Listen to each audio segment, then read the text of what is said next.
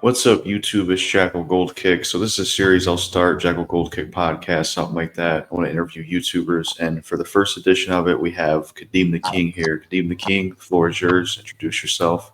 What it do, YouTube? It's your boy Kadeem the King, man. And today I'm here with the homie JGK, man.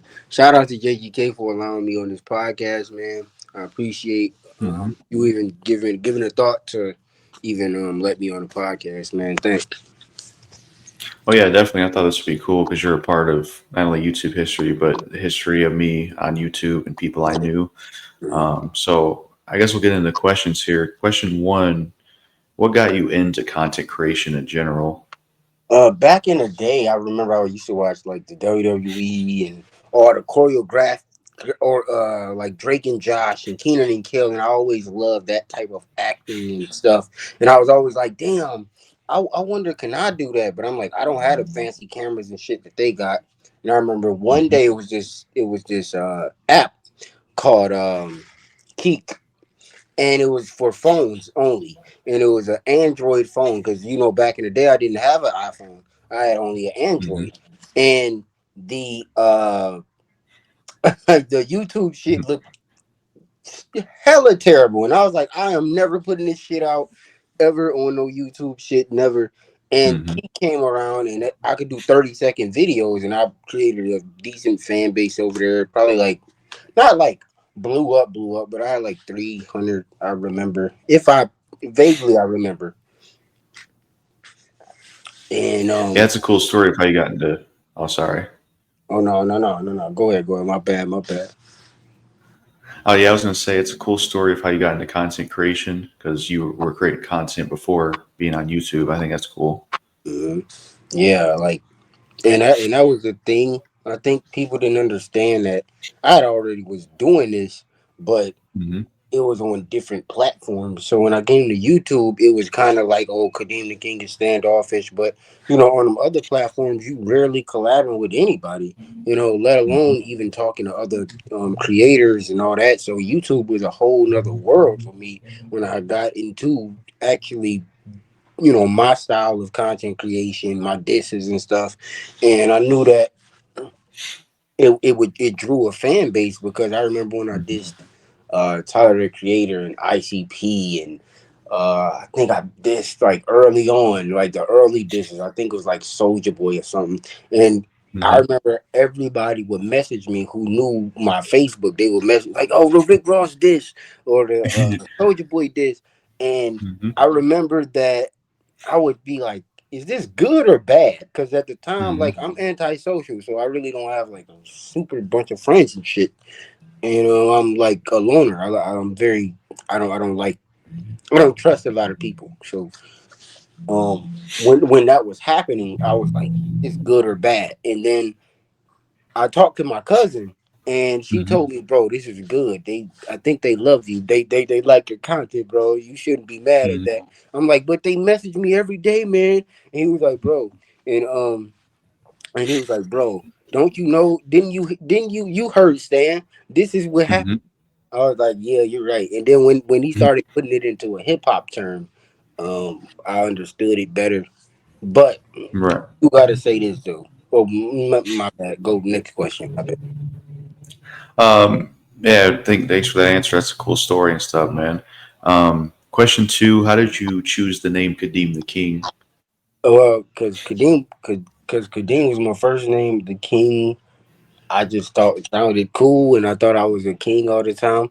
But Hmm. it was also because like I used to try other like names. It was just terrible. It was like the Don King 3. I was like, what the fuck is this? Like, what the food the fuck is the Don King 3? Then I tried like Ice Cube, Tupac, and I'm like, I don't even rap, so why the fuck am I making this shit up? and Right. then and then I tried to do uh like Mark like Hop Eminem. It was like a weird name, and I it was all stupid, and I'm glad I never stuck with none of it because it was just dumb names that uh, came up. Hmm. But I think Those was wait, go ahead, oh my my bad. bad. Those are some real really cool alternate. Like it was interesting to hear about your alternate names. before Kadeem the King. Yeah, and I think I had like another. I think the last name before Kadeem the King was some dumb shit like the Killer Clown Found Down or some dumb shit. It was stupid. I wrote it down and I was like, yeah, man, I'm gonna get this tat. I'm glad the 12-year-old me never stuck with me. Right. Question number 3: how did we meet?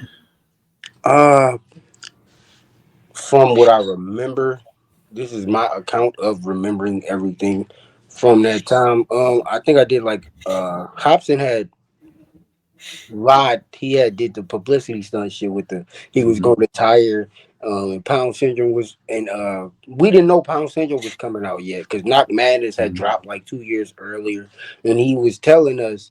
Remember, he was saying he was gonna move to Australia, Hmm. and we thought that shit was true. And then he made a big ass post about it and waited Hmm. like till like Christmas or some shit, and then made the Dumb and Dumber skit and fooled everybody. But I had made a video like, why the fuck is why you retiring and all this.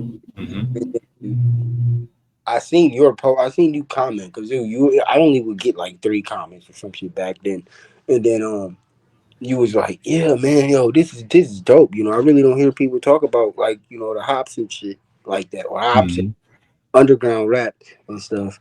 And you noted to me like, yo, you're different, bro. People usually talk about the mainstream all the time, but so that was dope. And I remember when I seen your videos, I remember my first video I ever seen of yours was the Def Jam fight from New York. And I think I told you this probably 1,000. You probably heard this shit a million times. Like, okay, I heard it the first time. But the Def Jam videos was stood out to me because nobody was playing it like that. And Hmm. I remember playing that game like religiously every single day, trying to beat Hmm. Fat Joe, aka Crack, and he was like harder than Crow to me because Hmm. like when he goes on a run, you can't stop him. No reversals, none of that shit. He's just fucking you up the whole fight. Now, the hardest person I fought, I think, Buster Rhymes at that time. But anyway, I remember your Def Jam videos, and that stood out. I was like, yo, this dude is dope as fuck. He knows his fucking game. Cause I'm not a gamer like that no more, but I do play like 2K and all that shit. But um, I'm not a gamer like you. Like you could be clarified as a gamer. Like you know when shit gonna drop and all that. I don't know that yet no more. I don't even know when 2K gonna drop no more. But my bad. Next question.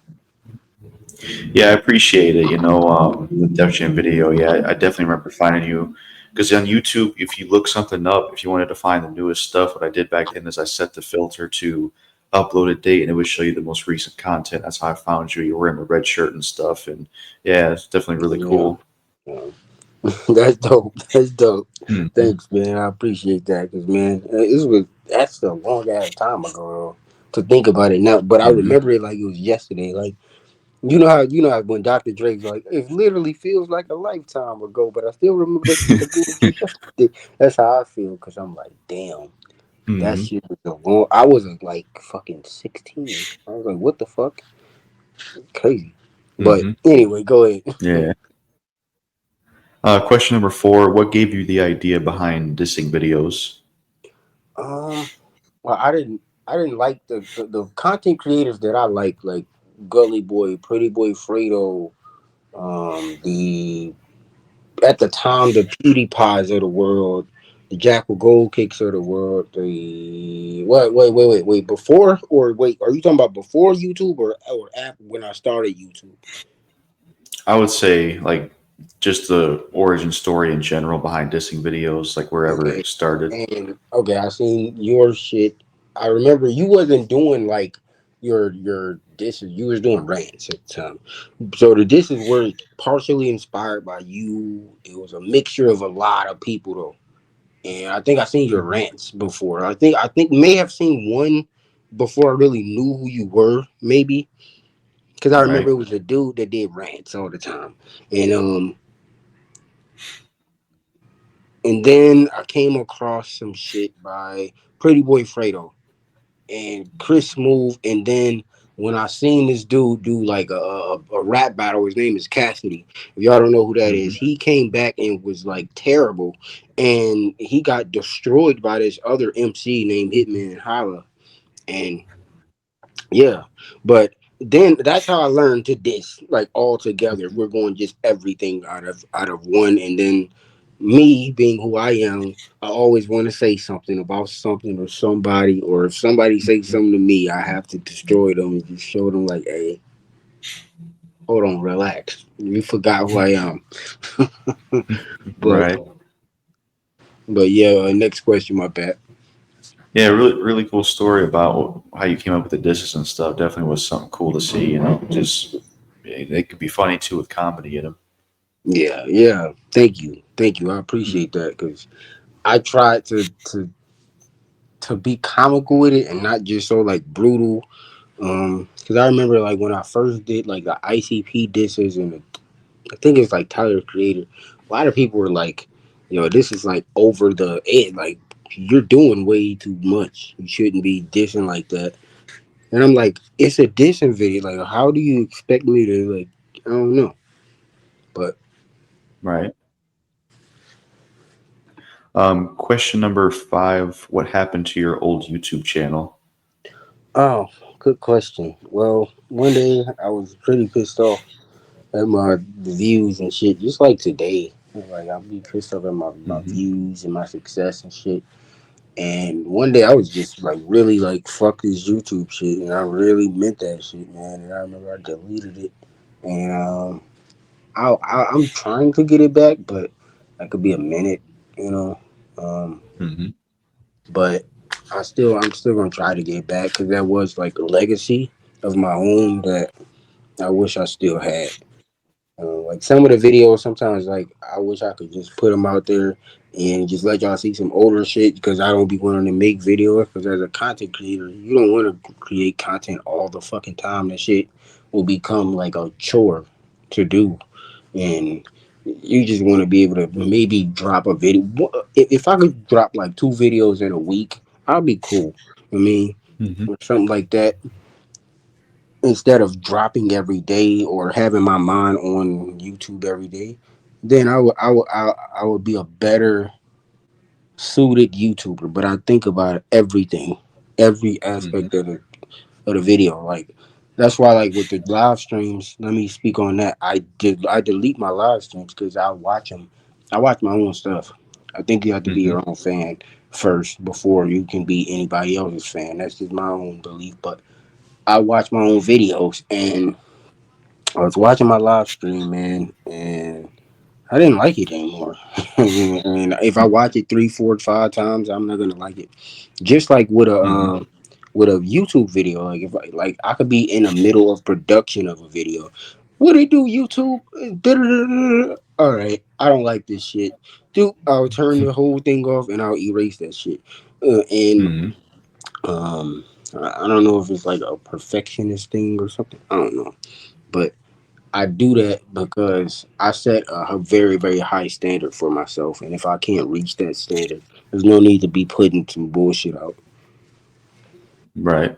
Yeah, I definitely get where you're coming from, and it makes sense why you delete your channel at the time because YouTube can become a burden if you're not getting where you want to be. That's like with careers in general; it takes a toll on you if you're not hitting the markers you want to hit. But I do have hope you'll be able to get your channel back one day. 'Cause I've seen some people get it back after years. So. Yeah, yeah, me too. My bad. My shit is not like turned like his. I didn't. Let me make that clear in the video so y'all could laugh at this shit. But look, my bad. I didn't turn my damn uh my square to like over or whatever you call that shit. I know what I'm talking Right. about. But yeah, my bad about that, y'all. Well, y'all can laugh at that shit. And Right. it wasn't on purpose or no shit like that. But um, yeah. Anyway, go on. My bad. Yeah. Yeah. It's all good. Content to me is like more important than a lot of the other stuff. Mhm. So, question number 6: how did you get into hip hop? My uncle, man, like this dude, he had so much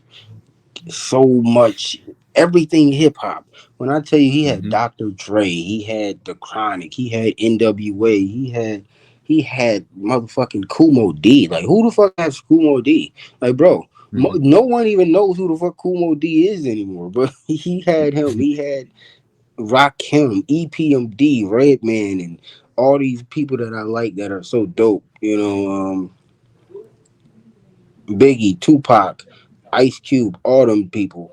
And he was the reason that I became like a super duper fan of hip hop. Now later on, Eminem and Lupe and all them I learned myself, but the OGs he told me about. The Bone Thugs and all them, and the you know shit, Run DMC, LL, the Cannabises of the world, the uh, uh, MC Ren, Daz and Corrupt and Snoop, and he told me about everybody, and then I just was a fan of hip hop, and I loved hip hop every like Common song, "You Still Love Her," I still love her. Right. Like when he was talking about hip hop and how it changed and shit, that's just how it was. But Mhm. hip hop was everything to me because like I said, I was a loner, so I really didn't fuck with a lot of people, and I still am like that. But Right. Yeah, it's a pretty cool backstory how you got into rap. It's cool your uncle introduced you to it. That's awesome, man. Definitely is a good genre. Question number 7 ties into this is who's some of your favorite rappers? Just like a few. rap, Eminem, he definitely has to be in there. I don't care what no one says. Eminem will forever be one of the great. Will be forever be one of the greatest lyricists ever. Now, do I critique his albums and shit and be like, "Yo, this shit is garbage"? Yeah, because some of the shit he's talking about, he don't go outside anymore, so he don't have that type of. He don't have a reference, so he's just talking Hmm. about anything. You could be a lyricist and still talk about nothing. You know what I mean? Tech Nine. He is a lyricist that goes out the house. Okay. Um Tech Nine Tech Nine, he goes outside. So he can actually perform and see things and talk about different shit. Eminem talks about literally the same shit all the time. Hmm. Okay, he talks about okay, I belong here. Okay, we get it, bro. It's been 30 years. We know you belong here, bro. Or he says, Right. oh well, well, maybe I should just retire or something. And you'd be like, what the fuck? Where do you come up with this shit, bro? I mean, Right. that's like Jay-Z saying, oh yeah, bro, maybe I should just fucking retire. He'll never say that because he's Jay-Z. If, Hmm. if if Eminem viewed himself the way we view him, he would be unstoppable. All right, but anyway, my bad. Red Yeah, because Man, my bad. Okay, sorry. go ahead. Go ahead. No, go ahead. Go ahead. Go ahead. Oh, yeah, Con- you go ahead, keep going. no. I need your input on that. No, I was just saying you got a cool list so far. You can keep going because. All right. I gotta say, LL has to be in there because he's one of the greatest. He's one of the the the reasons people do what they do now. Like LL could be the Ripper and he could diss you and destroy you like that, or he could talk to the ladies like I need love or some shit like that. And that's legendary, bro. And many other rappers took that style, but I would also put in um, rapping, just like Rakim, Nas, um, and then I would have to say probably like Jay Z or Black Thought because Black Thought is an incredible lyricist that doesn't get credit. But anyway, different story for a different time. Dope list. Awesome, man. Um, Question number 8: how did you get into sports? Sports, just playing with my cousins and my friends and just having a competitive drive, because my favorite player ever in sports was Kobe Bryant. Rest in peace to Kobe, Mhm. one of the best to ever do it in my opinion. But um, So Kobe had like the Mamba mentality, and I had that shit too. Like if I'm losing in a game, like I ain't gonna lie, I'm a sore loser, bro. I can't lose. I don't give a fuck, bro. I could be down 100 and I'll still say let's keep playing. I don't care, bro. Hmm. But anyway, but Kobe was the reason why I really got into sports and basketball. Of course, me and my cousin, we would have like probably the greatest battles ever, never seen before by the public. We've had the greatest battles ever. We were like arch nemesis. Like if y'all know what an arch nemesis is, that's basically what we were. It was like every single time we seen each other, we wanted to destroy each other. That's just how it was. Batman and Robin. Right. But I'm Batman. Yeah. Let's make it clear. Yeah. Yeah. Awesome, man. Pretty cool story if I got into sports. Question number 9: how did you come up with the idea of the big bitch story times? Well, it was inspired by this girl named uh allegedly her name was, because I don't want to get sued. Allegedly her name was Lashante, and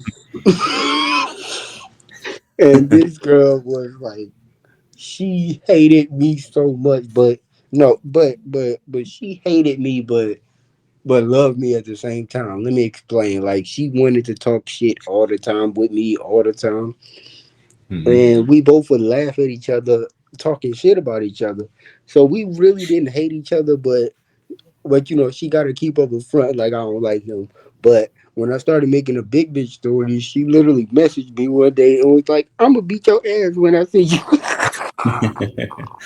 Yeah. but but the big bitch stories was inspired by her and just events in my life, and some of it is like obviously some of it is like overly exaggerated, but it's meant to be funny, but also like telling you a story about Hmm. about how this was literally a everyday cycle. Like every time we seen each other, we were like Tom and Jerry, bro. Like, Hmm. but today, me and her, we are cool. We still talk shit to each other. Like we probably will. Like when she see this, she gonna message me like, "I saw that shit you were saying in that boy podcast." Yeah. But yeah, man. But yeah, the big bitch stories is legendary, man. And let me say though, all that stuff came as like I never I never written anything because I thought it wouldn't be authentic, and I tried it before, and I was trying to do it for like the rant part one, and it sounded terrible. It sounds like I'm reading off a teleprompter, the worst shit ever. But my bad. I had the same problem too when I tried using the script. It just didn't work for me. But yeah, cool backstory on how you came up with the big bitch videos, and definitely was an important part of your channel. So yeah, that's awesome. Thank you, thank you. Question question number 10: how did you get into wrestling, like WWE? Well, I remember one night, me and my mom, she would just put it on stuff because sometimes I might have been getting on her nerves. I'm probably like 6 or 5 or 6, kids being kids, obviously. But she put on wrestling, and Raw was on, and Monday Night Raw was on, and um, Randy Orton was going against Triple H. This is like around the time Evolution had ended. For those of y'all that don't know what Evolution is Ric Flair, Randy Orton, and Batista. Now, Triple H and Ric Flair were like the leaders, okay? And they would train Batista and Randy Orton to become basically like what they are today. Like Randy Orton runs the WWE now. So, and I remember I seen this dude by the name of John Cena, and he was rapping. He was rapping, and he had on his jersey, and he had on his hat to the back, and he was just dope, man. And he had on these like brass knuckles, man, the word life, and I remember I was like, dog, this dude is amazing. And then he came out with the United States Championship spinner belt. And then he came out with the WWE spinner belt. And I was like, this is the best to ever do it, bro. I remember saying that. I was probably like 8 or 9. And then I went to because I do gotta put this in there and everything, and I'll never stop talking about this story. I went to WrestleMania 23, bruh. WrestleMania 23. WrestleMania is the biggest stage in wrestling in any of the promotions. WrestleMania is number one because Mm. that is everything. And I remember when I went to WrestleMania, I seen Undertaker. Umaga was in the bathroom, bro. Like I'll never forget this shit, bro. Umaga was in the fucking bathroom talking about some. Like at first he was speaking in Samoan language, but then he'll translate it. He'll be like, "How you doing today?" Or he'll say "Duh-duh-duh," or some shit like that. No, I'm not trying to make fun of Samoans and shit, but that's what he was saying, and that's what I interpreted. And then he said, "Have a great day, and I hope you enjoy the show."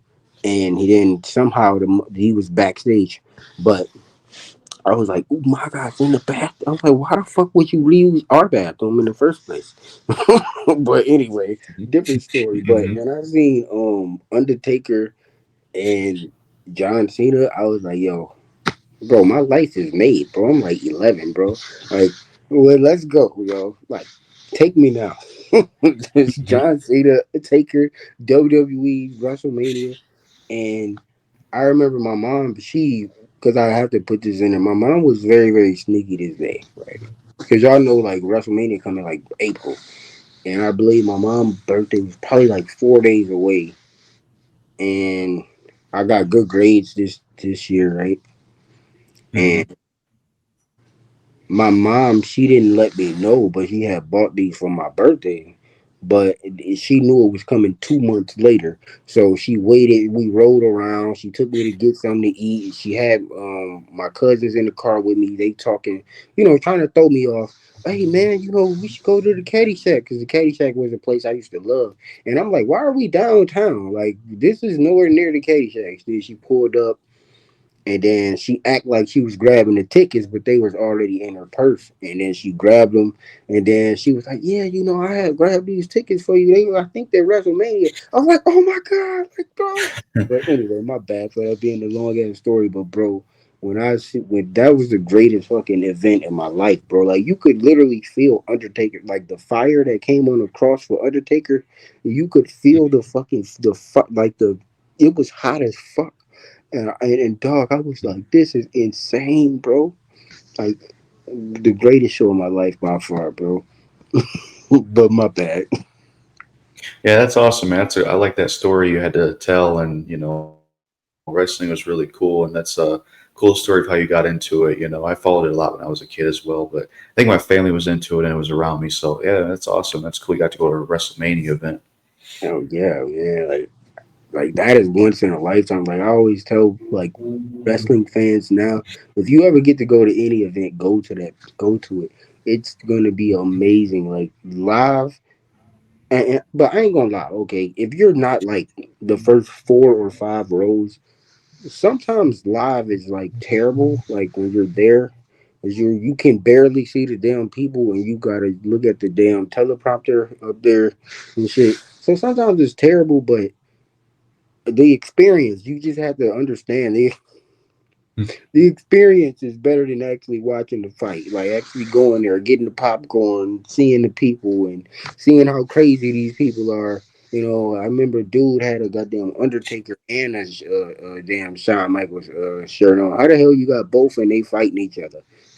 Right. but, any, but anyway, my bad. Keep going. Yeah, definitely. Question number 11. Who's some of your favorite wrestlers? Like a few choices. The Rock, Stone Cold, John Cena, Edge, Randy Orton, Ric Flair. Uh, Hogan wasn't really my favorite, and not because he's like a racist or whatever, but because I don't think he really could wrestle like that. No, he wasn't really a great wrestler, or at least the style of wrestling in the '80s was like weird to me. It was a different style, I guess. So, but Booker T, Cena, um, and surprisingly, um, my boy, uh, damn it, I can't think of his damn name.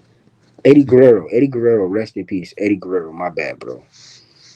Dope choices. Pretty cool list. Some of those I like too. Like Edge, he's cool. He's underrated for sure. Yeah, Rey Mysterio. I liked him too. Yeah. And Um, Big Show was my dog. Like when he was doing the knockout, I like I want to do that one day. See if that shit actually work. right. He got a big ass hand. Like if he punch somebody like that for real, he gonna break their Yeah. whole. hmm Most definitely.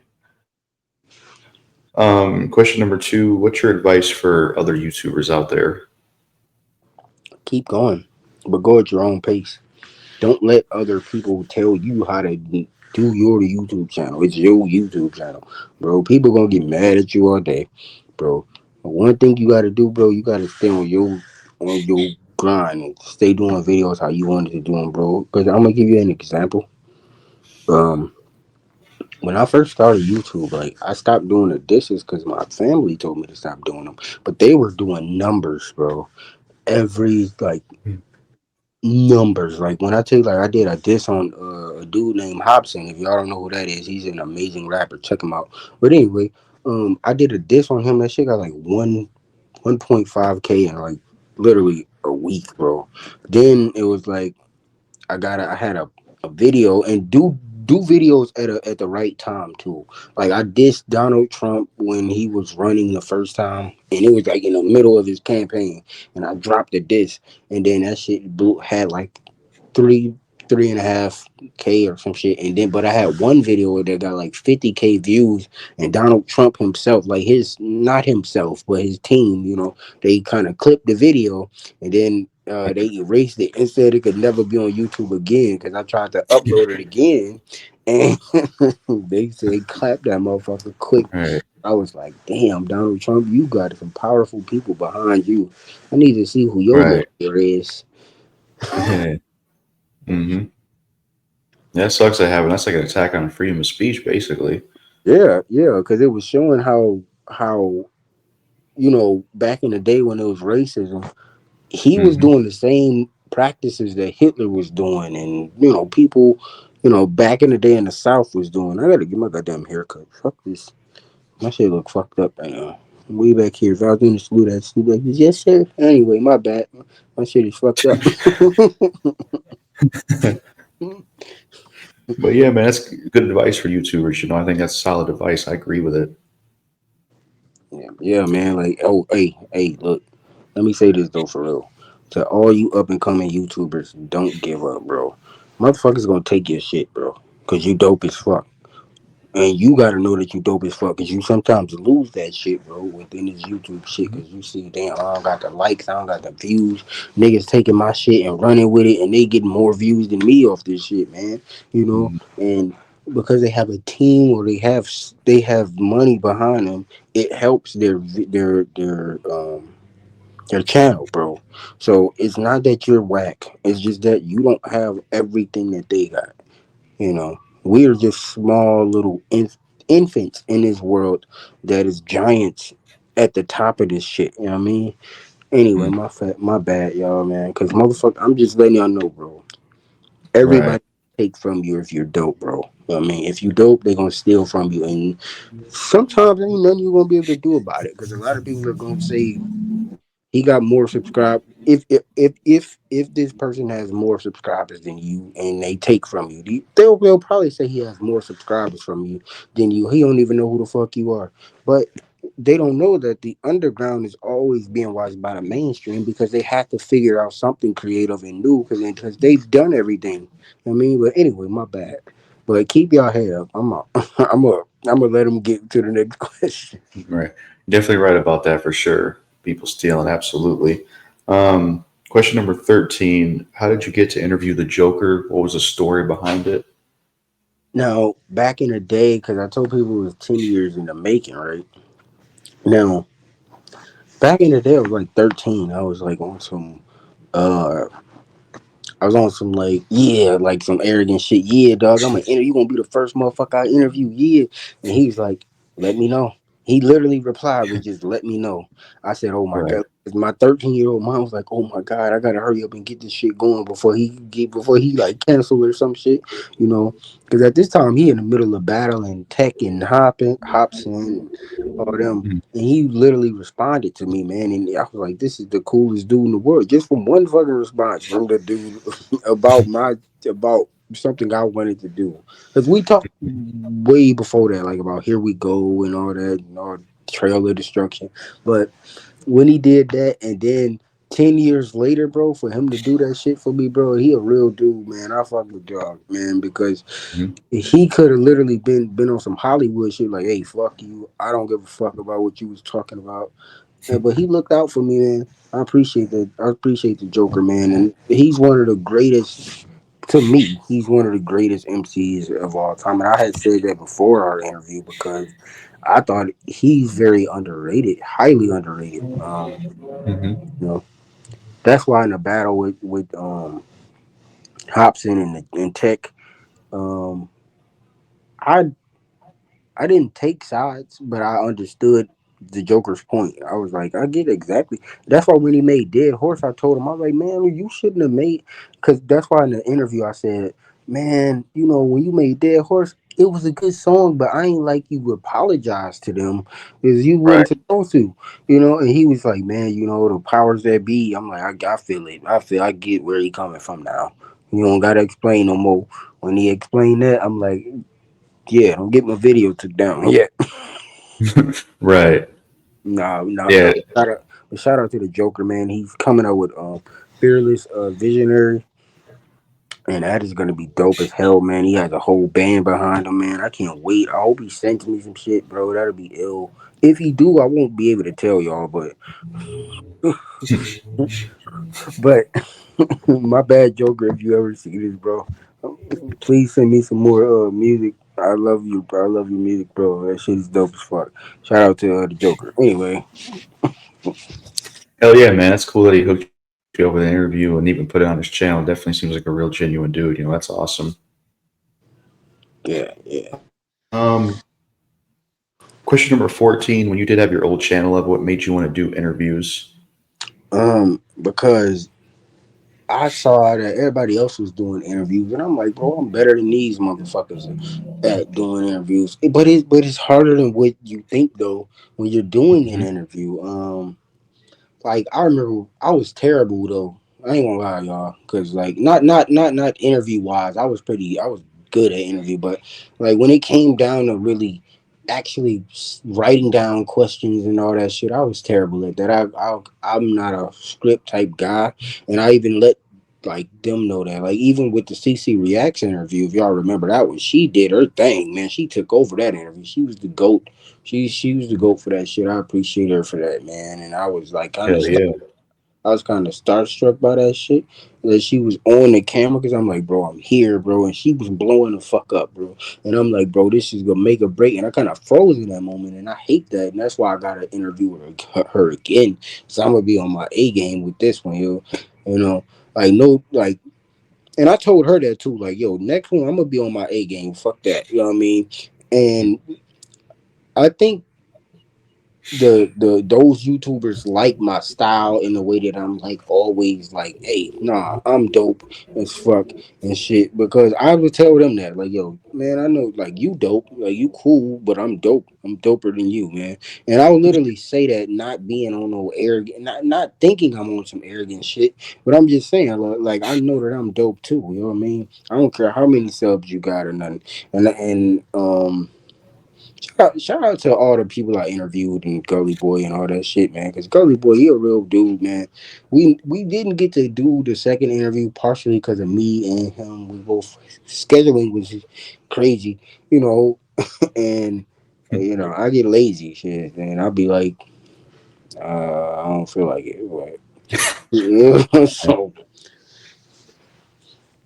Yeah, pretty cool backstory on what made you want to do interviews. What I liked about your interviews is while they were good, you also didn't interrupt the guests, and that's what a lot of interviewers out there do, which is a problem. mhm. Like I'm gonna say some of my favorite interviewers, like some of my favorite interview shows, $1 Million Worth of Game. and motherfucking Drink Champs. But Drink Champs, that nigga, man, Nori be my boy Nori. He my dog. And he cool as hell, but he be interrupting the hell out of a nigga. Nigga didn't even get the first Mhm. sentence out. You be like, God damn, let the nigga talk. Yeah. then, Hmm. then on $1 million worth of game, Wallow, that's my guy. He funny. He the funniest one in the motherfucker. But he be interrupting niggas too. They Hmm. be interrupting the shit out of a nigga. Nigga didn't even get his first thought out. They be like, he be like, oh, wait, hold on. So when this happened, how did like, damn, I'm gonna get back Right. to that, but shit, damn, let me finish telling you how this happened. Hmm. But no, shout out to Gully Boy. Shout out to $1 million worth of game and Drink Champs and Nori and all them dudes, man. They amazing people that's making it in this world, man. And it's hard as fuck. But Yeah, most definitely. Question number, let's see what's going on. Question number 15. How did you come up with the rant series? the rant series came up because one day I just didn't want to be the funny dude anymore, and I wanted to show everybody that I was actually smart and I wasn't just a dumb motherfucker that was just doing some fucking shit online. Like, um, I was showing that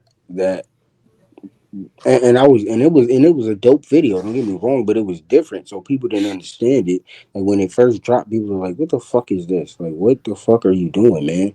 Like, 'cause I was on my comedy shit like crazy, you know. And when you say like on on demand comedy, that's what I was because I didn't write my shit like everybody else.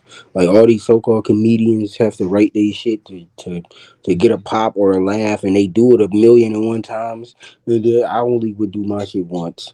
Nigga, whether nigga, if it was about Rick Ross, it was just in the moment that I thought to do that. When the video cut off and then it came back on with me talking shit about him, it wasn't a script. It was just like, okay, in a moment I'm gonna do this and see how that would be. Cause I just want to try something different, and that's just how my shit went. That's why I don't. A lot of comedians, they're dope, you know, but like when you talk about like comedy, um,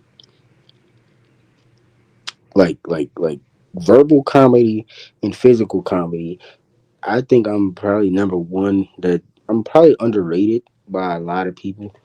Um, and because I stopped dissing a lot and I stopped doing my videos in that format because I was tired of just doing the vids and then that shit just not going nowhere. So Hmm. anyway, my Pretty bad. cool story behind the rant series about it being like a kind of a something different besides a comedy. I did like that series, and I do remember like Drew did a thumbnail or two for it too. Mm-hmm. I think it was the rant part four. It was the rant part four, and the official rant part four never came out, but um, I wanted it to, but I just was it was never the right timing. So then I did the smoke out conversations that came like derived from the rant series, and then became smoke out conversations because of the other stuff that we can't say on YouTube right now. But yeah, Right. Question number 16. What made you want to use YouTube for your content creation over the other platforms you were on and started on? um, because I think I looked at the other platforms like they were just okay beginner experience, and then this is where the big dogs at. YouTube is where the big dogs at, and I really prevented myself from not doing YouTube because I was like, I ain't the big dog yet. I don't know yet. And I remember my first video ever was about the Trayvon Martin incident. It's not up anymore, but I had deleted it. But it was about the Trayvon Martin incident, and it got a lot of views, and people were you know, telling me like, dude, you're smarter than I thought. And I deleted the whole thing because YouTube clapped the whole video. They were like, oh yeah, we're not promoting this thing, and you're talking about shoot somebody guy who got shot and all this. So they threw a lot of bullshit my way, and just like they always do, man. But we're gonna keep it pushing. Right. Yeah, awesome. Question number 17. How did you get into Hobson? Wait, my bad. Wait. Go back to 16. Wait. Go back to my bad. My bad. Yeah, we at number 16 was the one about content creation with other platforms. Oh yeah. Because yeah. Basically because I thought YouTube was like the big one that everybody was on, and that was where you had to represent. And I thought I was ready when the disses started popping and shit like that for real. I had another YouTube channel, but I wasn't really ready. I was just making up a song that was just utter ridiculous to this day that I want to talk about. I think you heard it before, but it's pretty ridiculous. Yeah, yeah, the Rainmaker. I remember that song. Yeah, yeah. And yeah, but next question was about my bad. My bad. I'm sorry. You Yeah, got pretty okay. cool story for how you got YouTube and stuff. Question number 17. How did you get into Hobson? Oh, Hobson. At one point, I didn't know who he actually was at the time, but it was MySpace, and he would like put out little small little demos, but he was dope. And I heard about him then I heard about him on this like tape my cousin had, and I was like, who the hell is that? That's dope. And then later on, when LimeWire was popping and all that shit, and yeah, sorry Hop, but yeah, man, LimeWire was popping, and uh, it was this thing called Haywire. I didn't know what the hell I was downloading. I just wanted to download some shit because everybody else at the school was doing it, and I heard it and I listened to it on my little MP3 player. If y'all remember that shit, Hmm. um, the MP3 player, and I was like, this dude is insane. Who the fuck is he? And I didn't figure out who he was until the video for Motherfucker came out, and then I'm like, that's who that dude is, Hobson. Okay, cool. And then uh Raw came out because I was Hmm. like a full blown fan by this point. I'm like, this dude is amazing. He's next, and Raw comes out, and it took me over the edge. And I was like, Hobson is the greatest MC that ever stepped foot on a fucking panel anywhere. You know what I mean? And it was because Raw was just that dope of a. I think that was his real debut because Gazing at the Moonlight was dope, but you could tell it needed a little bit of edging. But I was still listening to Gazing at the Moonlight. I like it. I like the album. Hmm. Raw was the one where he knocked that shit out the park. Like this is a classic right here, you know. Hmm. Um, and you know, it's sad that he could never get back to that.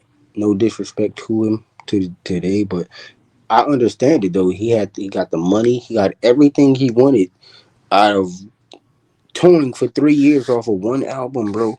No rapper has been able to do that. That's why I couldn't believe he broke up Funk Volume. Like, why the fuck would you Hmm. do that? All you got, Exactly. like, that was stupid. I'm like, bro, you don't even have to put out every year because Dizzy Hmm. Wright is gonna put out 4 or 5 times a year. Because that's Dizzy Ray. He gon' yeah, I'm gonna do an EP with this dude and that dude, and he's the one reaching out for y'all. He's basically an A&R without being an A&R. Then Jaron Benton, this dude is a lyrical assassin. Why the fuck wouldn't you keep him on your team? He would keep you sharpened. Jaron Benton was probably the second best lyricist on the team behind Hobson. But Jaron Benton, he would snap sometimes and would have better verses than Hobson. And you would be like in FB 2013, he fucking murdered this dude. Swizz was dope as fuck, and he didn't see his own potential because he always wanted to rely on somebody else writing his rhymes, and that was bad, very very bad, man. Because Hobson Hobson he gets credit for damn his whole career, even though the shit he dropped was dope as hell. But he just didn't follow it up with an album or an EP or nothing for people to listen to, and that's what kind of really pushed him down the damn bandwagon again. And people are just like, hey, and now that everybody got just DJ Hopper's just out there now. DJ Hop is dope. But anyway, you know, and now Hobson doesn't even have the inspiration to do rapping to rap anymore because he don't have the same team behind him that he knew that he could rely on because now he got to just do it by himself. Dame gonna set up the tours for us because as bad as they said Dame helped Hobson tremendously, man, because Hmm. yes, Dame was like when it came to money, he was always trying to monetize shit, but that's what they got him for. But when he started doing it to the company, now you're mad. Now you mad that he's upping up his percentage and pushing yours down because he can do that because he's the CEO of Funk Volume 2, just like you, Hobson. So it's not like, oh yeah, well, he was just stealing from us, man. No, he was making sure he was good. He making Hmm. sure he making sure, okay, damn, Hobson, you an artist and you a label owner. Shit, I gotta pay you 70% of everything that I own. Okay, let me get at least a little bit more percentages on this fucking album, Raw and Knock Madness. Shit, they're selling like hotcakes. I need a little bit of that shit too. So, well, I'm gonna drag you out and go to court with you for a year and a half, and then in the midst of it, like a dummy, you gonna put out Illmind 8, which was amazing, which was a banger to me. I like Illmind 8, but it was dumb because now you didn't get everything you wanted. Yeah, you got Raw and you got Knock Madness, but he has Pound Syndrome now. He got Yeah. Pound, and he has a part of. No, he don't have no part of any undercover prodigy shit, but he does ever have a little bit of um Pound Syndrome, like percentage wise. But anyway, different story for a different day. I'll let y'all for that video later.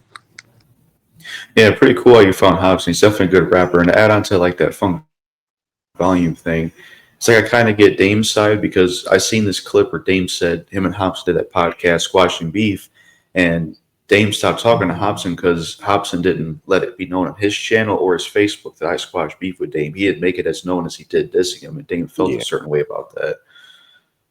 Yep. Yep. And I agree with that because it's like, bro, I just look at it like, bro, if you can hit me and then you can go viral and you can diss me and you can go viral when we're cool, make it just as public as you did when you dissed me. So it's not. It was the same shit with the Novi Novak situation with Hobson. I love Hop as an MC, but he does a lot of fucked up shit. Like with the Novi Novak shit, you didn't let everybody know that he let everybody know that they were cool. But years later, when Illmind 7 comes out now, and he had a picture, but he didn't really like, hey, yeah, man, me and Novi Novak is cool now, y'all. That's what he should have Right. did. Cause I agree. bad. Sorry about that. Cause Novi Novak, he did that. He let every and how do I know? Because I remember being a fan of Novi Novak, and he was just like by himself on the come up. And I asked him, I'm like, hey, so how's you and the Hobson guy going? He like, man, me and Hobson is cool, man. Don't be saying no crazy about him and all that. He literally messaged me this shit, and I'm like, okay, cool. And but yeah, Novi Novak has to be thrown in that rappers conversation because I think he's the greatest of all time. If we're going by just like personally for myself, him and Lupe Fiasco. Question number 18: how did you get into Rob Level? Rob Level, aka Novi Novak. I got into Novi Rob Level, right? I got into him because his name was Novi Novak at one point in time, and he had a song out called "Sleeping on Me." And like I say, when I check out artists, I don't check them out as in like I gotta let one song linger for a minute. I mean, so "Sleeping on Me" was dope, but Hibernations is over. One was out. And I didn't, and my friend was telling me, man, listen to Hibernation. I'm like, no, nigga, I'm listening to this Sleeping on Me, this cold. You know what I mean? I'm like, this song is cold, and I like this rapper, and I just want to listen to this song for like 2 months, and then I listened to Hibernations is over one, and I was like, this is insane.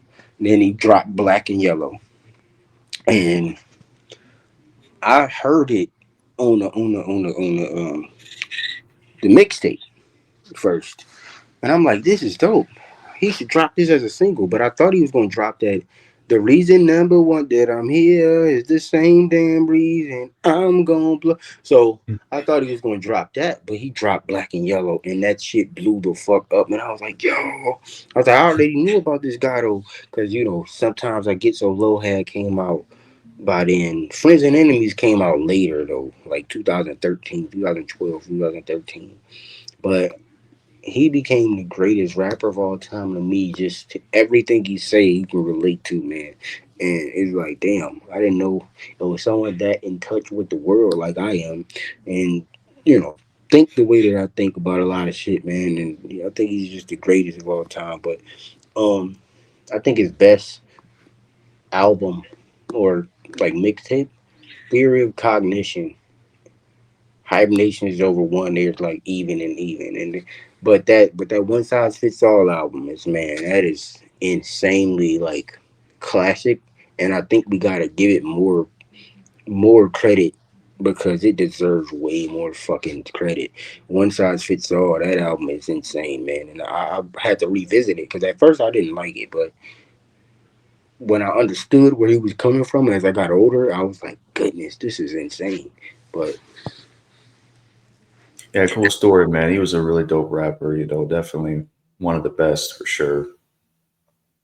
Question number 19, and I'll make this the final one because the one after this we actually talked about earlier, which is about different names. So, question number 19, how did you get into Eminem?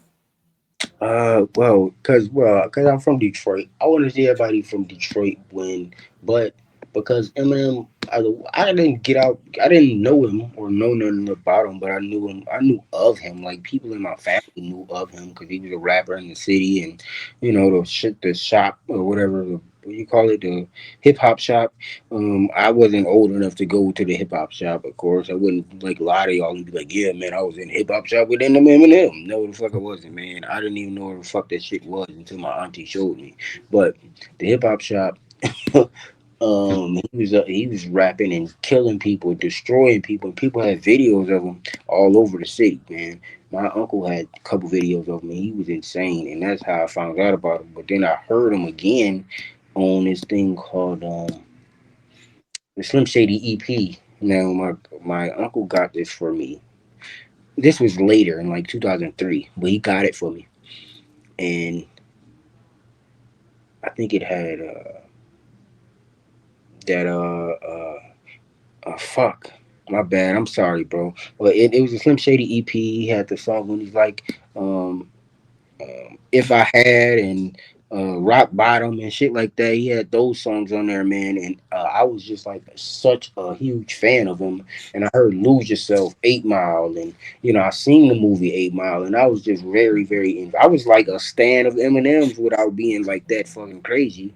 I'm not gonna like do go all that far for you. I mean, I like me more than I like you, but um, but I was like a stan of Eminem. I had the posters. I had the damn. I had the 8 Mile movie, and my cousin stole it from me, and I stole it back from him because shit, it's technically not stealing if it's mine already. But anyway, and I had the 8 Mile soundtrack because it was the standard edition. It was like no, it was like an expanded edition of the movie. It came with the soundtrack, and that's where you get all the bangers on that bit. And I was like, Eminem is insane. And when he I forgot the question. Yeah, I don't know if you were still talking about it when I was off camera, but it was basically about how you got into Eminem, which you told some of the story. Oh yeah, well yeah. So I found out about him on LimeWire. Well, no, not him. He used to rap. People knew him in the city, Detroit, and um, I heard Slim Shady EP, and I heard this song called Rock Bottom on there, and that was insane. Then I heard As the World Turns and all these silly songs that you know of Eminem today. But I remember when he retired. I cried, bro. Like I ain't gonna bullshit because he was like my favorite rapper at that moment. When he retired, he was at the height of everything, bro. Marshall Mathers LP 1 just came out. You got Encore that sold like 5 million copies. You got the Eminem show that went like 7 million copies. So like he was just selling insane numbers at that time, and everybody loved him, including me. Now when he came back, to me, his official comeback was the Drake Forever. If y'all remember that, that's when he took over the show and he just destroyed every fucking body. And he was dissing Lil Wayne and Drake and Kanye in the song, just so y'all know. They not gonna tell you that, but he was. Listen to the lyrics. Mhm. Anyway, but I love that song. And well, I love that verse by Eminem. And I was just like, oh my god, because I was riding a bus and shit. But yeah, anyway. Yeah, cool. Cool story of how you found Eminem. You know, his verse on Forever definitely was really good. I could tell he was throwing Yeah. shots at him too as well. Um, so yeah, that's really it for the questions. This has been a pretty good interview. Thanks for being on here and showing up. And you know, it's good to get something started. And you know, this could be for people that have stuff they got to do or stuff like that. Is something you could listen to. You know, Yeah, any yeah, final yeah. thoughts you want to give? Hey, make sure y'all get this video a like and hit that subscribe button to JGK's channel, man. JackalGoldKick is in the building. Kadeem the King is in the building, man. Hey, man, leave that beef shit alone, man. That shit was in like the past, man.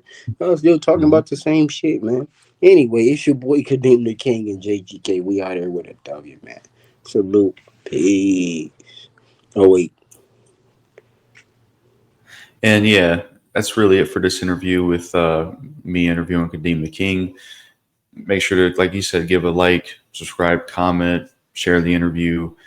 Check my other channels on the description. Gaming for the gaming channel, check out Jackal Gold Games. For obscure music, check out JGK Records. Check out the merch in the description below. And then also go subscribe to Kadeem the King's YouTube channel in the description. But that's it for this video. Peace out. Peace.